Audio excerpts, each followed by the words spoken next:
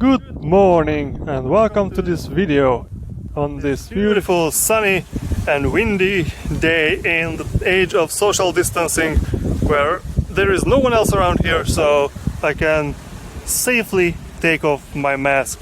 So today I am making this video because I wanted to thank all of my subscribers for joining this journey with me, and I would like to thank all 200 of you because my channel just surpassed 200 subscribers this weekend, and I wanted to express my gratitude to each one of you who subscribed. And if you are not yet, then why don't you also subscribe to this channel so you can follow my journey into Archonics and to some other topics. So today I didn't just want to express my gratitude, that's also important, but I also wanted to talk about something that has been kind of on my mind recently due to several reasons, 3 reasons to be exact here.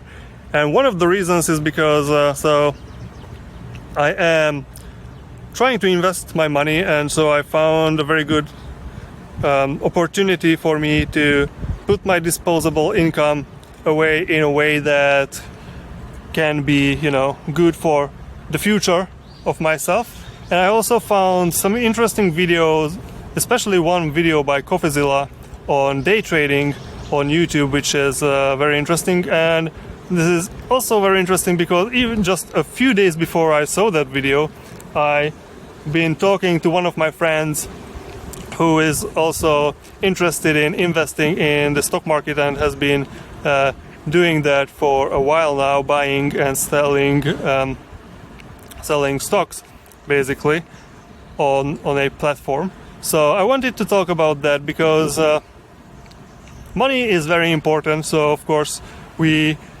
trade our time and effort to earn money, and then we use that money to purchase things from other people that we ourselves cannot make for ourselves. So for example, no one basically grows their own food anymore. You do some work for society in general, and then the money you earn for that, then you can give it indirectly usually to the farmers who supply our whole society with food. And well, of course, in these kind of difficult times, economically difficult times, we have to appreciate what are actually those jobs that cannot stop so we do not die. Like the essential job that a lot of people are doing. And like a lot of our economy is based on consumption of goods that maybe you don't need that much. So that's kind of one of our problems with the economy. But what is so you have to think about your future self. You have to take care of your future self as you would take care of some other person sometimes. So it is, I think, a very good idea to save your money and try to, make the most of saving your money. And day trading is also some kind of trendy thing amongst young people, especially, who think that, riding the waves to make some easy money is a good idea. So basically, what is day trading? Day trading is the thing when you buy a stock at a very specific point in time, like you are following the charts, and when the price is relatively cheap, you purchase the stock. And it's called day trading because basically you don't just hold this stock for a long time. You maybe even sell it the same day when the price goes up a little, and you can take some profit home. And what is very interesting about it is that a lot of people think about it as like kind of a passive income because you don't go to a job. But what actually a lot of day traders is doing is like looking at the charts for a very long time. So they spend a considerable time of their day looking at these charts, trying to purchase the stocks when it's low and sell them when it is more higher, the price is higher. And most of the people do not make money on this. So people see it as a kind of income, but you cannot really trick the math. So the math works in a certain way, and the math works in a way which is very similar to gambling. So like you go to the roulette table, and actually I've never went to a casino. I only played roulette with my friends at home. So maybe the exact rules are not what I'm telling you, but basically half of the numbers is black and half of the numbers is red, and there is the zero is like neither red nor black. So if you put your money on red and the number that comes out is red, then you get back twice the money, and if it's you don't match the color, then you lose your money. So if every number would be red and black, then in this method, in expectation, so the expected value would be like exactly zero. So you put in some money, you lose some, you win some. So basically you have like always a 50-50 chance to lose or win back the same money. So if you play enough turns, usually the expected value of your return would be zero. But because there is one number, the zero, which is neither red nor black, and even if you put black on zero, you lose your money. That's why in expectation your return will always be negative. So that is kind of how the casinos work. That usually, it's like the same with lottery. If you would make every possible number, every possible number combination on a lottery, you would buy the lottery ticket for that, and then you played lottery, and then when you win, you would win back a lot less money than the sum total of your lottery tickets would be.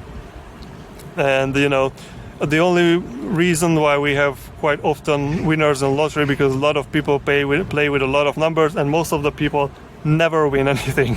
So in expectation, so if you would sum up all the people who play lottery, how much they spend on lottery tickets and how much the total win is, it's still always the company who is making the lottery is the one who is making the money.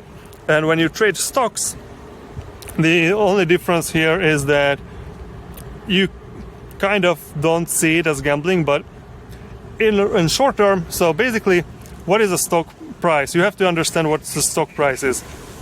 So the stock price is basically you own a tiny infinitesimal part of a company. So let's say we have a car manufacturer company, and they have I don't know how many stocks. Maybe in this example, let's say they have 100,000 stocks out on the market. If you buy one stock, then you own 1% of a percent of that company. And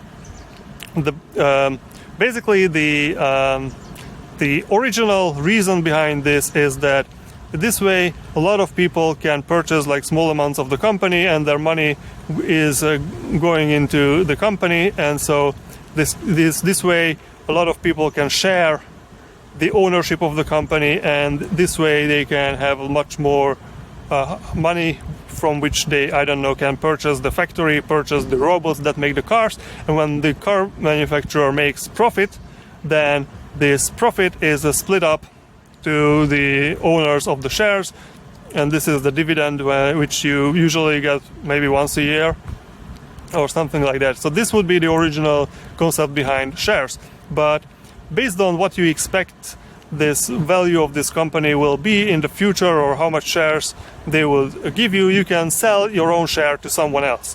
And for how much you can sell your share, that's going to be kind of the price of the stocks, of the shares of this company. So if if a lot of people think that, this year this car manufacturer will sell a lot of cars, so I could make a lot of money from their profits or something like that, then they will be willing to purchase the stocks for a more expensive price, and so the price will go up. And if no one wants to really buy it for a high price, but most people want to get rid of this, and they will try to sell. They want to get rid of this, so they will have to sell it for a lower price, so the price of the stocks will go down. And so basically, because usually in a very short time span, the expected value of a company is not really expected to change much. So you could say the same like with the roulette, sometimes it goes up for some random reason because someone just decided that, okay, I want to get rid of my stocks and get some money from it. So they will sell it for a certain price. And, it can go up sometimes go up a little, go down a little, but in general, it should stay around the same value. So if you are purchasing and selling these stocks on a short term, you have like half a chance to go up, half a chance to go down. But for each purchase, you have to pay some kind of the fee for buying these shares. And when you sell them, you also have to pay a fee. So even if the expected return on buying and selling the stocks is zero, you still are losing money based on the fees. So I can almost hear you asking that, well, if this is true and if most of the people are losing money on day trading, how is that my friend is making money on it? So is my friend this kind of a very smart person or very lucky person, like those 3% who can make some money? And I will tell you, no, probably not. Your friend is probably not telling you the truth. And this is also the same as we got with gambling. So in a gambling case, someone maybe comes home from the casino and tells you that I've won $1,000 on the roulette table. And what they don't tell you is that in the meantime, they lost like $2,000 at the blackjack table or something like that. So usually people like to oversell their success and won't talk about their failures in the stock market too. So let's see that you have a friend who tells you that, oh, look at this, the stock prices come from like 6,600 to like 6,800 and I won $50 today. And you might, just believe it on face value and like, oh, $50 a day, that sounds very good. But what happened to me when something like this transpired with one of my friends, I just asked him, oh, did you buy the stocks today at this low point? And he would tell me that, oh, no, I bought it like 5 days ago. And I told him, like, just show me on the graph, where did you buy it? And it was like, yeah, I bought at like 6,900 and now it's 6,800. So basically they will tell you that they made this much money in one day, but in the meantime they lost the same amount in the previous few days. And so on the long term, even if you get lucky and manage to earn this money, maybe you don't sell it at this point, but wait for a few days and the price goes down again. So you have to be very careful with that. And so especially in these times, so I have another friend he's not doing day trading. He's not like looking at the charts every day, but because of this recent the problem with the stock market, you can see like this is S&P 100 index, which is American index. So it basically contains a lot of stock prices that are traded in the American stock exchange. It's kind of signifying the total value, or not exactly the total value, but like the total kind of performance of the United States stock market. And this is way too big. So let's go to the 1 year graph here. So there was this point in the stock market when it just went down and after that started going up. So basically, very similar thing happened a few times in history when stock prices go down. So we can check, for example, like this Novartis stock for the last year. So this is just one stock. So it just bam went down, then it went up a little. So what my friend was doing is he said like, okay, so the stock prices are now down. So this is a time for me to buy stocks and then sell them when they go up. And so I had some little discussion about this, what he was doing, and he basically did this. He bought a few stocks, so some cheap price, and then waited until they go up. So here it's like the stock price here is like 70 and then it goes up to 86. So it's kind of a big enough win that even if you just, buy and sell, that it will be, so your gains here are much higher than what the fee for the transaction would be, especially. So he is on a platform where there is like a fixed transaction fee of, I don't know, somewhere between $1 and $2. So if you can purchase like big chunks of stock at the same time, and then you just have to pay this once. In some other cases there is a percentage, some other cases it's some mixed one, but he was like, yeah, I can buy a lot of stocks from my savings, so I can just pay this fixed small amount for the transaction fee. I pay it when I buy the stocks and I pay it when I sell the stocks, but because I had such a high gain, this basically doesn't matter. So why is this problematic? So first of all, how do you know that at this point the stock price will go up and won't go further down? So how do you know when you buy it that you are at this point or not at this point or not at this point? So there was some fall. It fell down here on like 25th of February, and it went down, probably will go up soon, and so bought it, and it never went up. Like, you couldn't have made that kind of money. Or even, maybe you were more careful and see, okay, it started stabilizing, so before it starts go up, I have to buy it. So you buy it, and then it goes further down, and then it goes up, and now you have to wait indefinitely until this kind of will stabilize out. So you don't know. And why is it that you don't know? So basically, well, you don't see the future, and that's one thing, but what I would suggest to you when you see that the stock price went down and you are like, okay, so it went down, now it will go up, so I should buy it. So how can you be sure that this will happen? And I will tell you not, because if you could be sure that from this point the stock will go up in April, then the stock price would not be like this, because there are a lot of people, especially, so this is Switzerland, so this is the Swiss stock exchange. Switzerland is like not a huge country, but it's big enough. So there is kind of a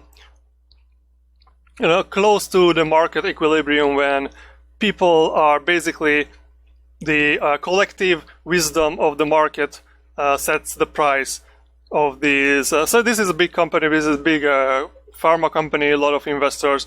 So it is not really possible that everyone is thinking in the wrong way. I mean, so if there is like because a lot of big investment firms have shares in these companies. So what would happen? So they say, okay, so now the price is like 70.95, and we know the price will go up. So if you will start buying the stocks. And this is kind of when you purchase, you always buy from the people who sell it the cheapest. But once you bought all the stocks that was going for 7.95, the price will go up. So this is how the prices go up. So people have buying more and more and more expensive. So if you could say that, okay, this will go up to 80 from 74 or 71, whatever, then you would buy enough. So if you think, okay, I'm not sure how long it will take, maybe it will go up in May, maybe it will only go up in August, so maybe you wouldn't buy, so you would think it will go up to 70 or something around 70. Then maybe you wouldn't buy it for 70 because, for these 3 months you don't just want your stock to have like the same price so you want to have some earning on it. So maybe you will only buy it for 69, because then for these 3 months you can make like 1 Swiss franc on per your stocks, and that is like a 1/70 is like a somewhat more, it's more than 1%, so whatever. So you have kind of an expectation of how much money you would make on these 3 months, so you would buy the stocks at that price. So if you could be sure that in 3 months this stock price will be like 80 francs, then the price wouldn't be this low. So why is it this low? Because the market expects on the long term to stabilize around this price. And of course, this is a kind of a prediction, so it won't be 100% true, but this is how the market works.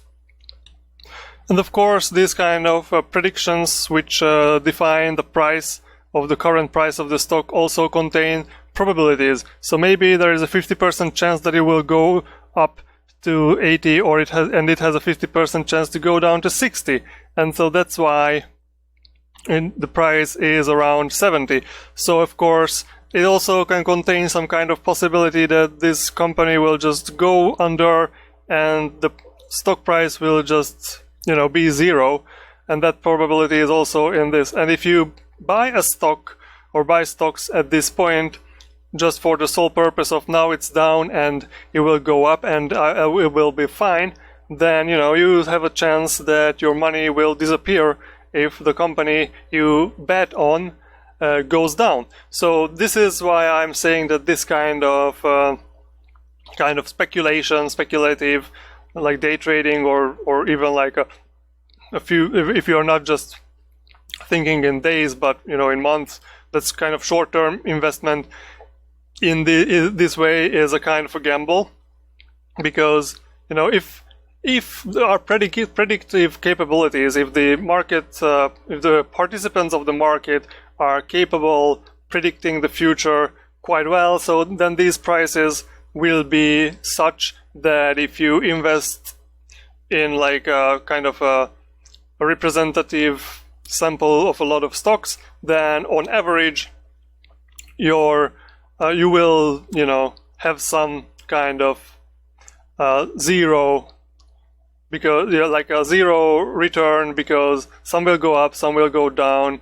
And so, well, you won't get exactly zero, because on the long term the stock prices usually go up. So if we take a look at the 10-year trend of this Novartis stock on the long term, so for 10 years, if you hold these stocks 10 years, you can almost double your money from like 46 to 83.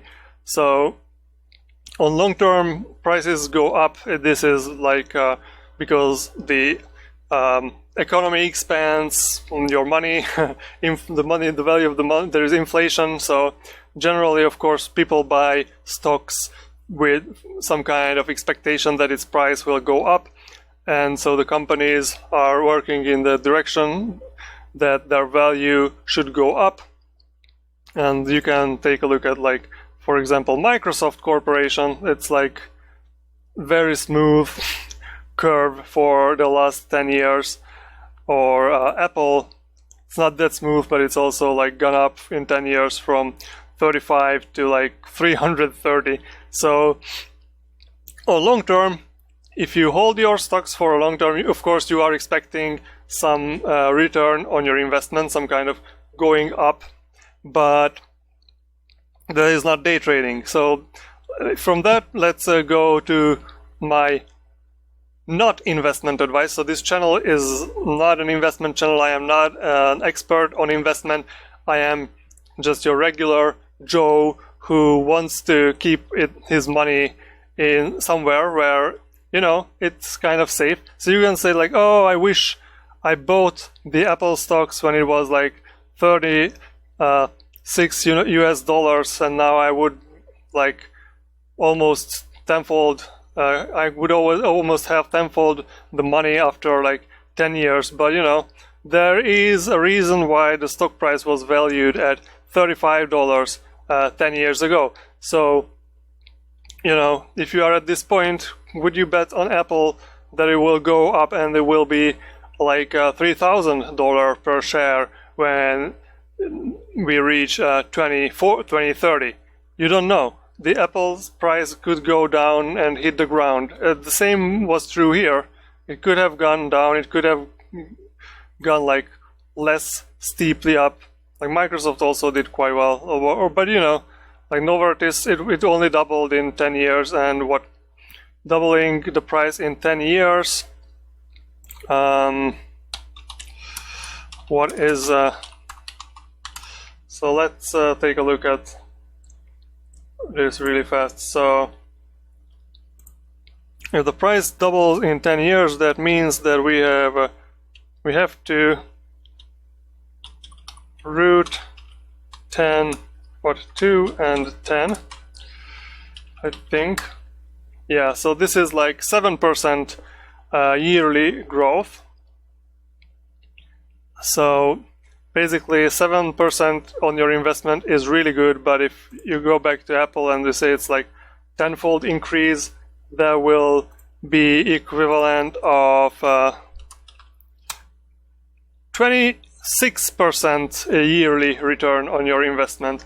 Not bad, but you don't know that in previously. Who would have known that tech companies will pick up that kind of steam and the pharma industry will not be that good? Or like let's take a look at this 10 years from 4,000 to 7,000. That is how much is that?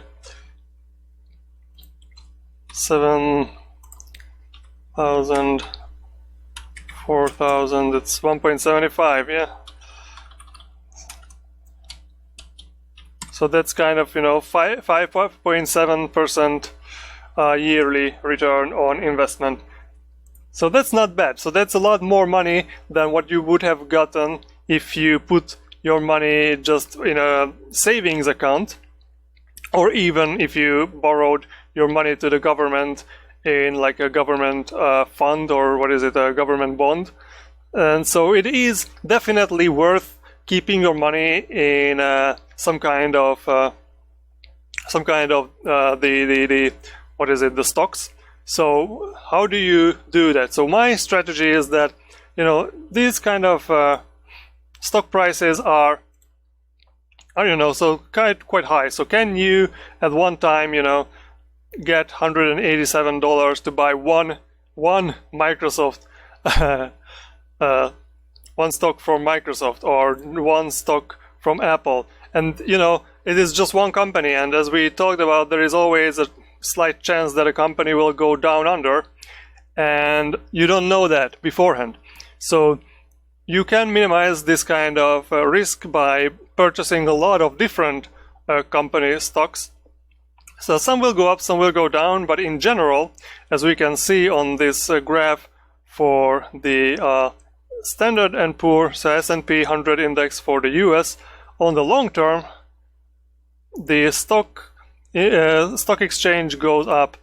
In Germany, it goes up on the long term. In the United Kingdom, well, they had a few jiggity lines here, but in general, it went from like 4,900 to 6,400. So it goes up on the long term. If you take a look at the Korean index, it's also like 186,000, and it went up to 1,400. That was it, and it went to like 2,000. It was higher. It went down a little, but if you keep your money for long enough, or Hungarian index similar, if you keep your stocks for long enough and you have a diverse portfolio, then you will earn some money on this, even though some of the companies might go bankrupt in the meantime, but some will not. And so how can you do this? Basically, my strategy is just to purchase some kind of fund, which is an index fund. And index funds, what do they do? Basically, so this Budapest Stock Exchange index is, for example, it contains some kind of weighted average of the companies that are traded on the Budapest Stock Exchange, and so the index fund will have a portfolio that will contain similar kind of the real. So in the index, it's like only a calculation, but the index fund will actually purchase the stocks in the percentage that what is in this index there, and it will just keep it and will not trade it, because as I just said before, in the day trading case, you are purchasing, you are selling these stocks every time, you have to pay some kind of fee. In this case, you just buy the index fund, and the index fund will just purchase kind of all these different stocks. So even if you just have like $10, it will go into the index fund, and it will be represented as, I don't know, like certain percentage of Apple, certain percentage of Microsoft, certain percentage of Amazon. If you are buying the some kind of American index fund, like an index fund that follows some American index, or if you follow the British one, then you will have the British companies. If you have like the Korean one, then it will be like almost 50% Samsung because Samsung is like the biggest company on the Korean stock exchange. And so this way you can invest a little money into a very diverse portfolio and with a very low rate for the fees, and the long term you will get your money back. So usually what I think about, or in general what I think about this day trading, is that it's just like another get rich fast scheme when they just show you the parts of the graphs where prices. Sorry, let's take a 10-day. Well, 1 minute. Come on, okay, thank you. So they will only show you like, here you buy, there you sell, and like in 2 days you make this amount of money.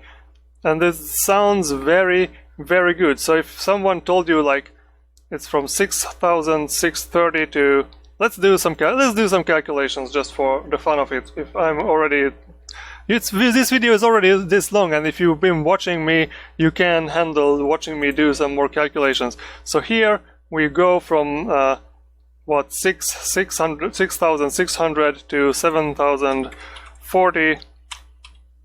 What is 640? And so this is kind of around 1 point. Okay, so it's like a 6%, but it happened in in 1 day, and that means that I have to at the 0.06024, and it will be 1 day, and 1 year has 365 days. Wow, error. What's the problem here? 1 over 365 is going to be 0.02. Maybe it's too big of a number, or we cannot. We can calculate the other way around. So this is going to be 1.06024, and we have to do just like this. Yeah, this is a very big number. Wow, this is a really big number. So this is like kind of unbelievable for me if this is really the number. So this would say that you would get like in 1 year. Yeah, so if you can make this much in 1 day, then in 1 year you would make like billions. You would make $1 billion on every dollar you invest, which is kind of ridiculous, but this is what they want to sell you. Get rich fast. Just 1 day make this much of money.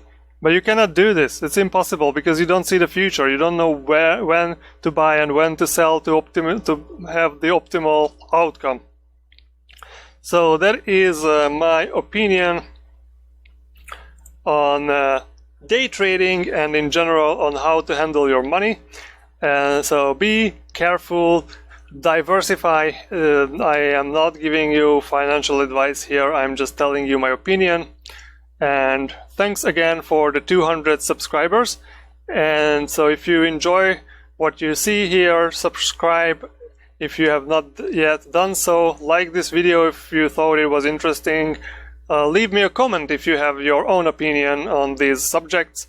And of course, sooner or later I will see you in the next video, and let's talk about something when we hit 500 subscribers.